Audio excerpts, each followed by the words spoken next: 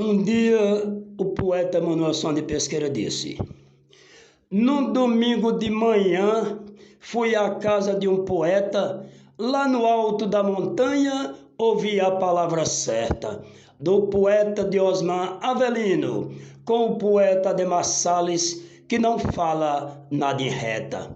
E o poeta Ademar Salles disse: Avelino, eu te conheço desde o tempo da peteca, do pinhão bola de gude, da pipa e da bicicleta, e hoje estamos declamando na TV Linha Direta.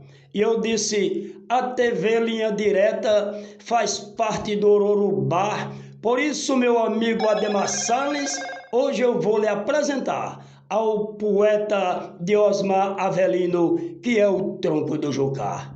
E eu e você, pertinho dele, somos águas de batata da raiz do Jatobá, porque o poeta Diosmar Avelino foi criado com leite, queijo, carne e macaxeira.